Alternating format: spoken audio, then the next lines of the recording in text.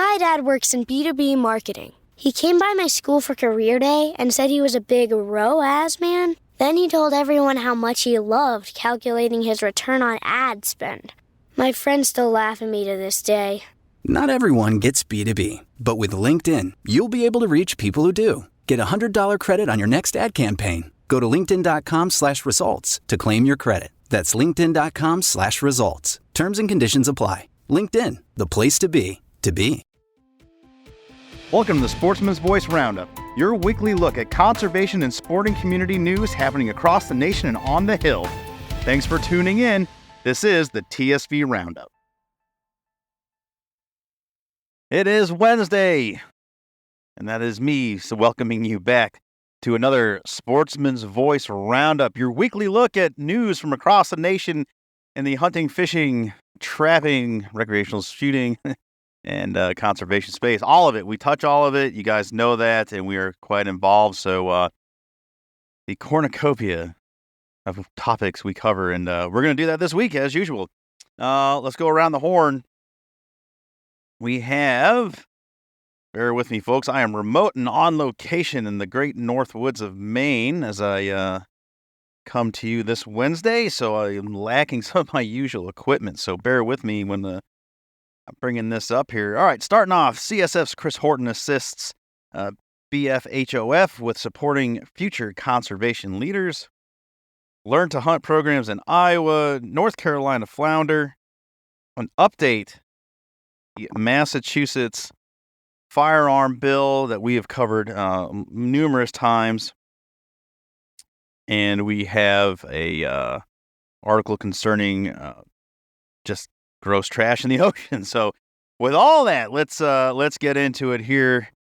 First one with our friend Chris Horton, the Why It Matters, a pipeline for college grad students entering a field of natural resource management with a state or federal agency and who also come from an angling hunting background has gone from a gush to a trickle in recent decades. Biologists, managers who grew up hunting and fishing tend to have a strong passion for giving back to the resource and providing similar opportunities for future generations.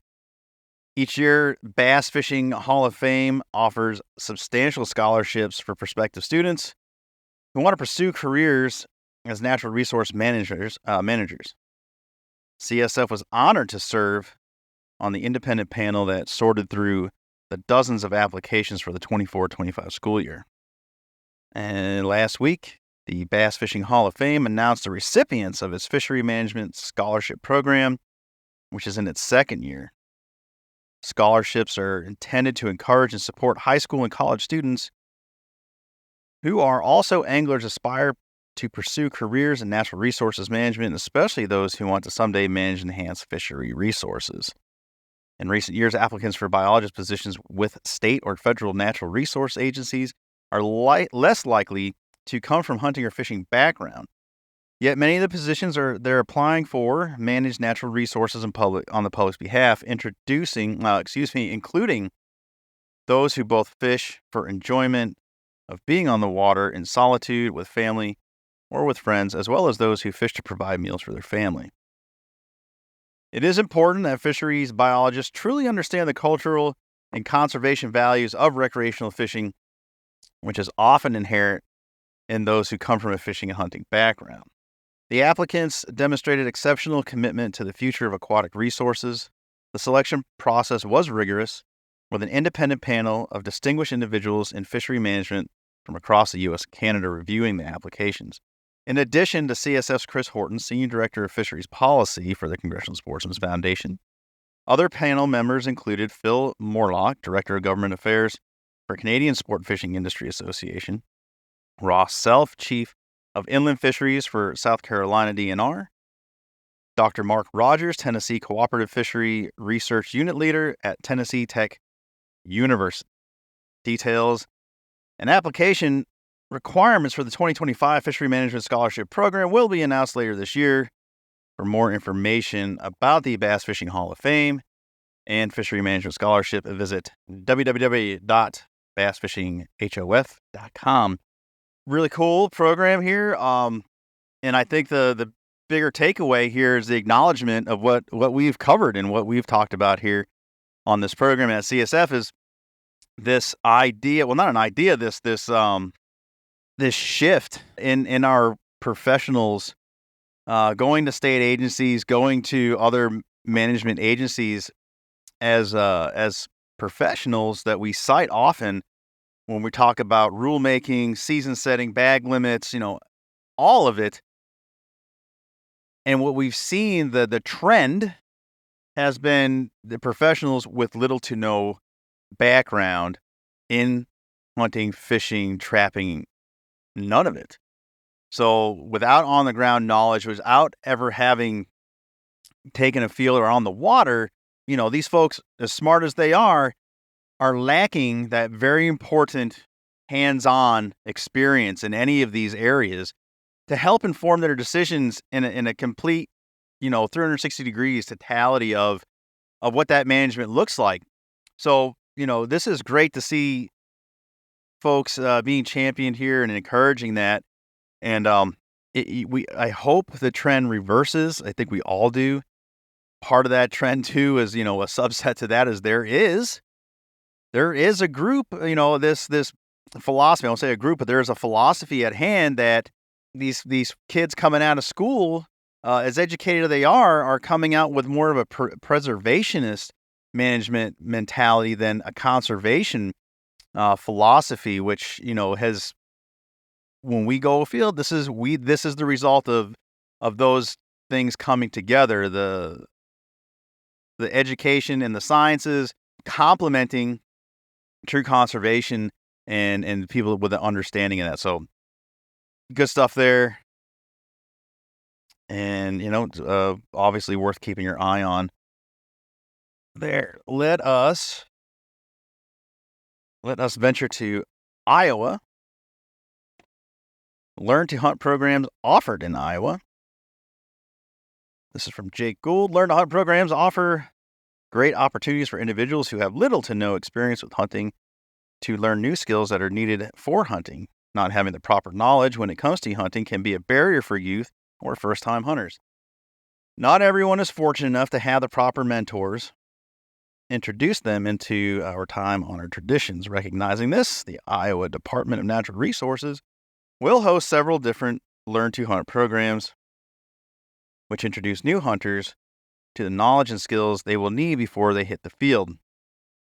Hunter recruitment, retention, reactivation is one of the many focuses of CSF, and these programs provide youth for first-time hunters with that opportunity to get involved. Yeah, I think a lot of our agencies have these, and if they don't, they're being supplemented by our partners in the conservation space. No brainer, obviously good idea. You hope that, a lot of this stuff at the state agency, it can be challenged due to budgetary constraints, due to curriculum being updated and approved. So this is not easily put on. And then so much of it is reliant on volunteerism, people coming out, getting certified as instructors, as voices of authority for these programs that go hand in hand with a hunter education course and the archery education, trapper education, all that is mostly required in most states to purchase a license. I think a big highlight here in the Why It Matters section, and one I can speak to personally, and so many of you can, is that lack of mentorship. If you don't come from a family that does any of these things, you're having to go out there and learn on your own mostly. I mean, you can go to a couple of these courses or take as many as you want. And hopefully through that, an individual is finding an individual or two that they can build relationships on, even if it's just only about hunting and fishing, maybe not best friends, but someone to walk them through those steps and then show them how to do things the right way, the ethical way, and a way that is good sportsmanship to others of us who are out there. I can tell you, again, from personal experience, coming up without an actual mentor, someone to hunt with, to sit on the ground with, and learn from right away, there are so many nuances and these unspoken rules courtesies and the like that if you don't have that mentor, you lack that, and you can really make some, unfortunate mistakes. Technology is great. I learned a lot through YouTube, obviously reading a lot of books and articles and outdoor publications. Can only get so much from a 23-minute television show. While they're great, it also kind of paints a false picture of success and the ability to go do what some of these cats do on their TV shows is not often reality for the vast majority of us. So while there's some good stuff there, it's not the whole picture.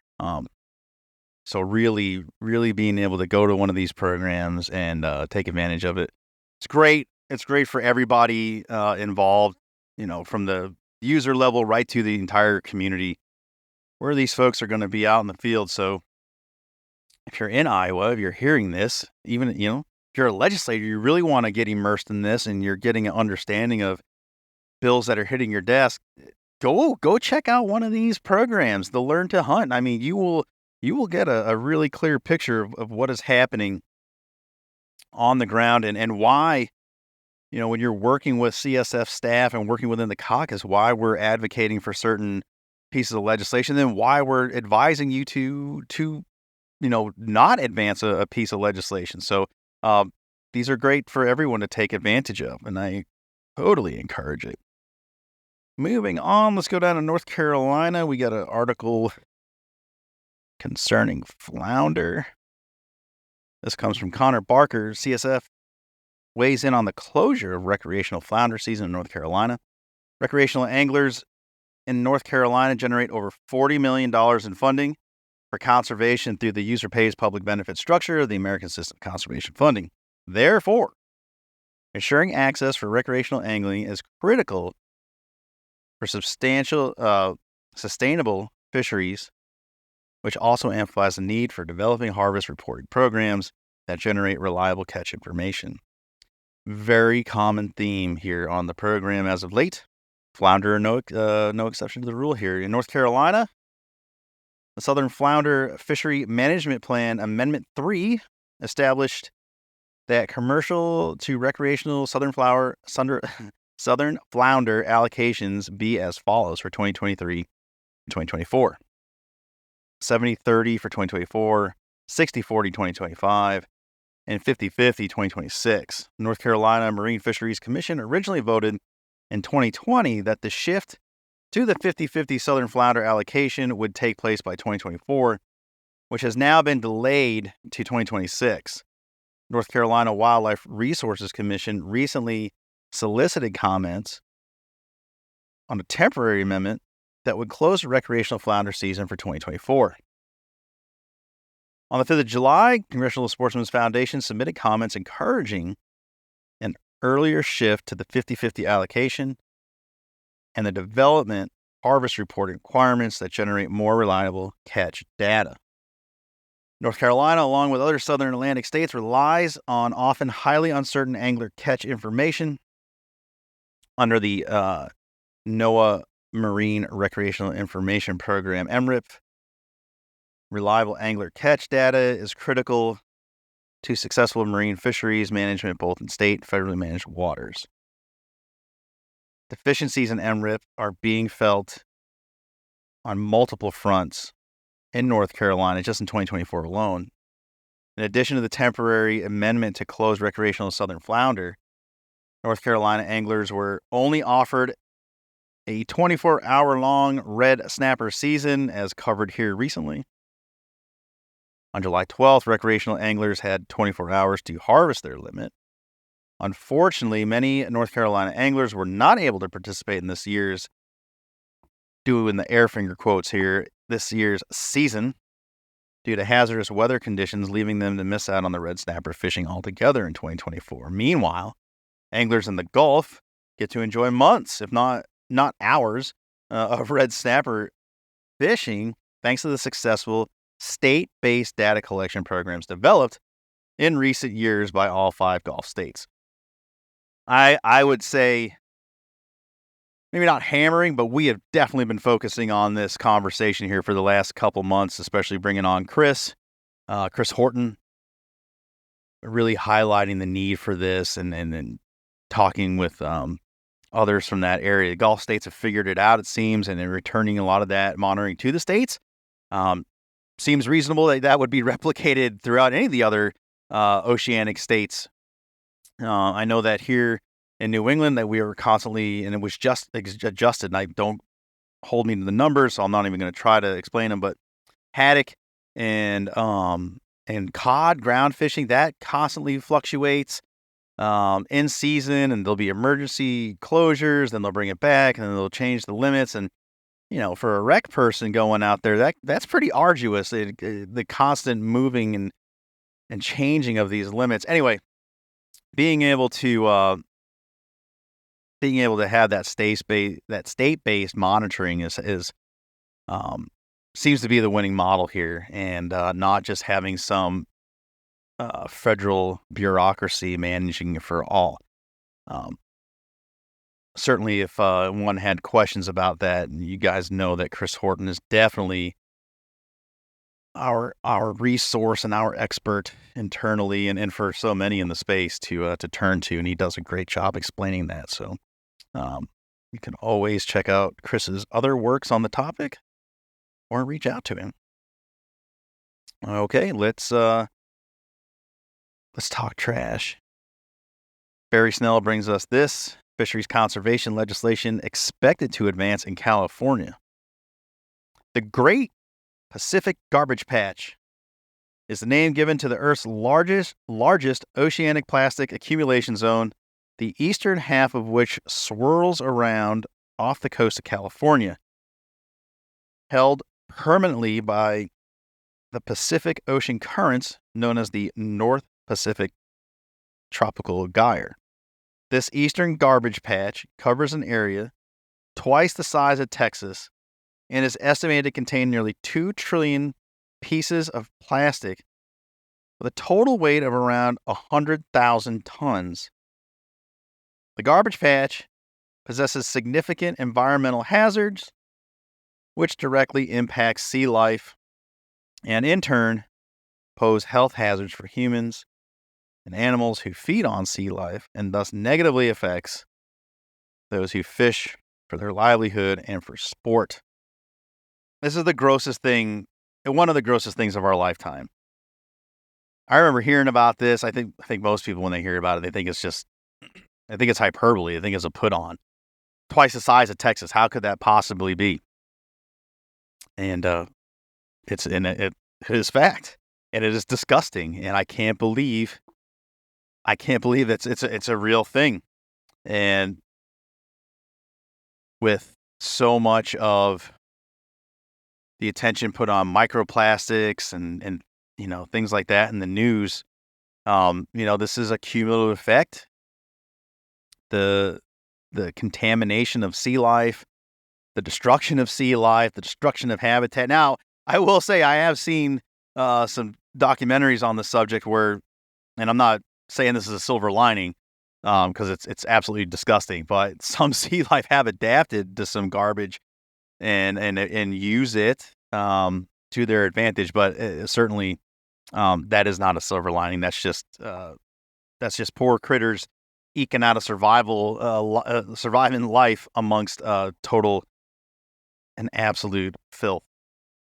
Earlier this year, California Outdoor Sporting Caucus members, Assemblywoman Diane Dixon, introduced Assembly Concurrent Resolution 182, whose Orange County district contains world-famous beaches, including Huntington, Newport, and Laguna Beach, which are all deeply impacted by the Great Pacific Garbage Patch. 182 would initiate mitigation efforts on California rivers, which empty into the Pacific. Most of the plastic which end up in the ocean come from rivers, and 182 seeks to capture the plastics before they reach. How is this possible? In 2024, how is this possible? Let's read on. The California Outdoor Sporting Caucus's advisory council enthusiastically supports 182 and the request of the professional members of the offshore fishing community in the industry. The advisory council has urged Sporting Caucus members in the California Senate to support the bill. Senate caucus co-chair Senator Brian Jones has agreed to advance 182 in the Senate following the current recess. Well, how could you not support this? I'm sure someone will find a way to politicize it. I wish they wouldn't. And I mean, obviously, that's what's great about our organization. But this one here, man, it truly is a nonpartisan issue. I'm flabbergasted by the fact that the pollutants still come from our country by way of our rivers into the Pacific. Certainly, there's other offenders here throughout the globe. But the fact that it's coming from our country, I'm like gobsmacked here. I'm certainly not speechless because I'm going on about it. But how is this possible in 2024? It's disgusting. It's just, we got to get our stuff together. States got to get their stuff together. It's, often we report on not great stuff out of California. I feel very happy to report this. This should move right through California's political process and should be enacted. It literally affects the world. I'm being repetitive. It's just disgusting. It's so offensive, and it should offend you. It should offend every human being on this earth that such filth exists and is just out there.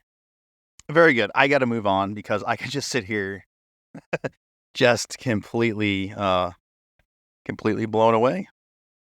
While pulling up this next article in our last article for Massachusetts, there's this whole philosophy of leave no trace. I'm not sure how this stuff ends up there. I mean, certainly that's not the entire solution to the problem. I mean, obviously there's other bigger offenders, but man, you can do your part at the individual level. And then if you see trash, especially in our water, bodies of water, man, just pick that stuff up. All right, here we go. Closing it out with bad news, as I hate to do, but I have to. An update to the large, awful gun control package in the state of Massachusetts. We started reporting on this last year in its first form of House Bill 4220. And not having my notes, if I remember right, it went to 4135, ended up as 4139.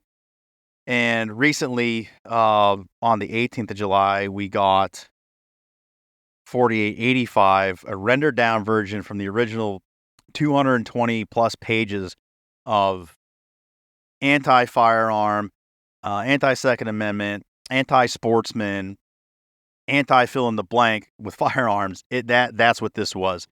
This was a anti-Second Amendment dream package, if there ever was one.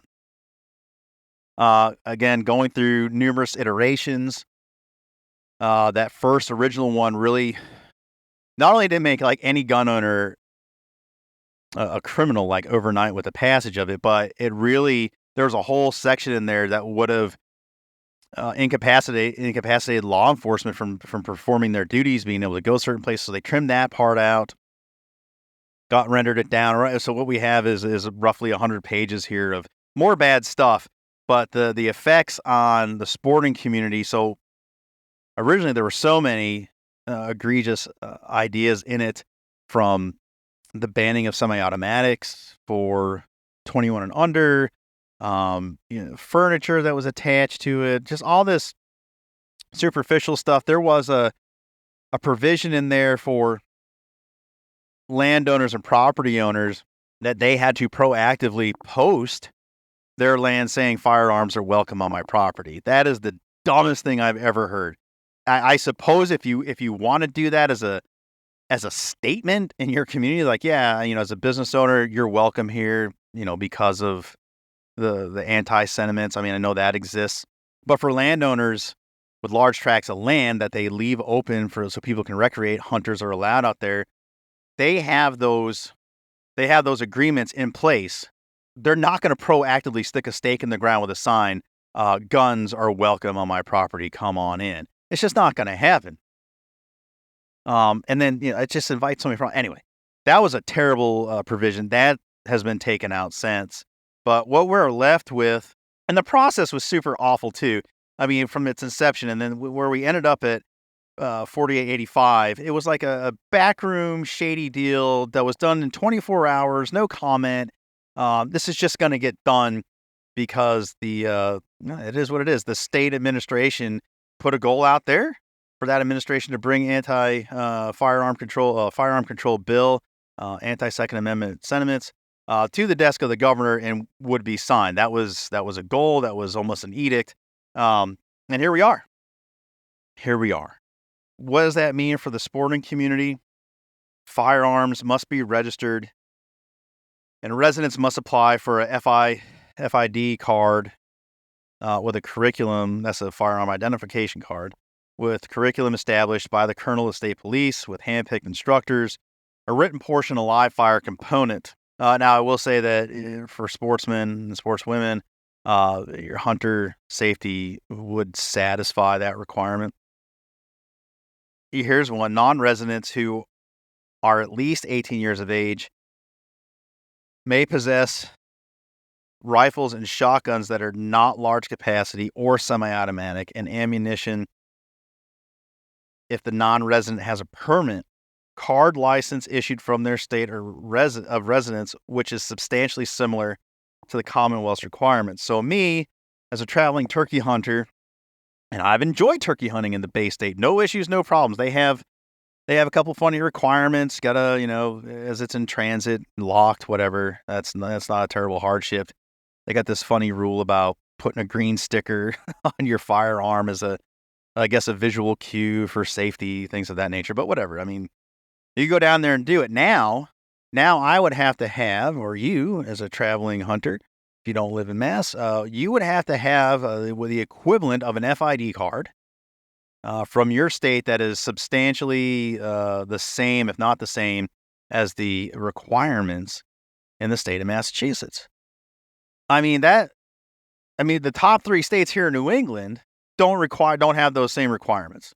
So right away, unless you're super stoked and motivated to go down to Massachusetts and hunt, you've just cut off non-resident revenue immediately for the state agency. Never mind the ripple effect tourism dollars through hotels, meals, gas, and all the associated sales taxes that go with those in the state of Massachusetts. The job creations. Massachusetts has a couple. In Foxborough, there's a Bass Pro. Berlin, there's a Cabela's. There might be another one. There's a whole bunch of big mom and pops that are regionally known for their. It affects all those business people. So and then there's all the civil liberties stuff that comes with it. It's a terrible bill still, but it's passed. We did engage. Like I said, we engaged right away when this thing came out, and we also now have submitted a veto request to the governor's office. I know the in-state firearm action organizations, gun owners organizations are already ready, and I think have filed suit.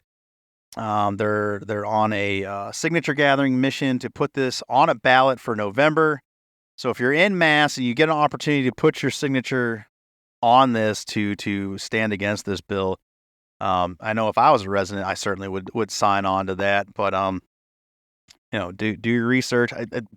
Look, we're doing the research for you.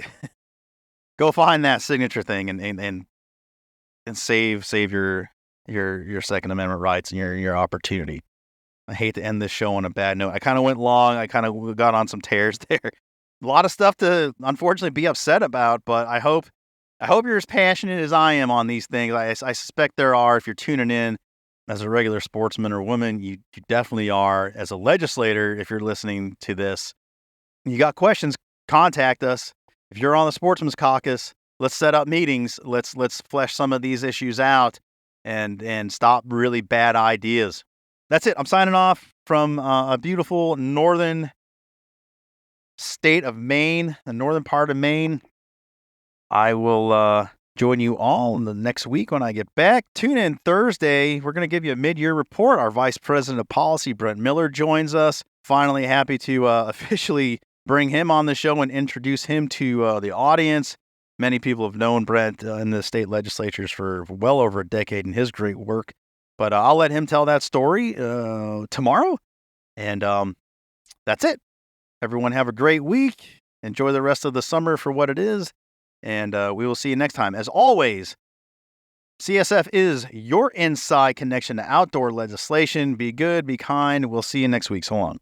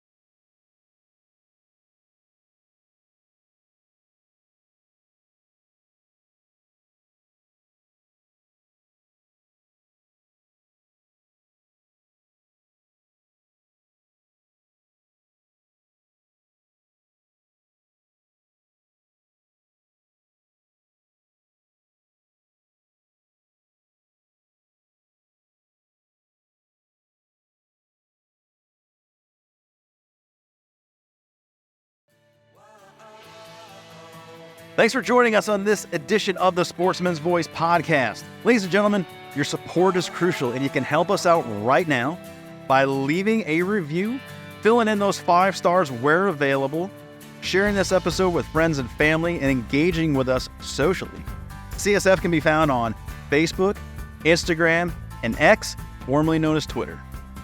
Together, we can protect the outdoor sports we love and continue to keep you informed wherever you are. That's it for this week. Until next time, we'll see you later.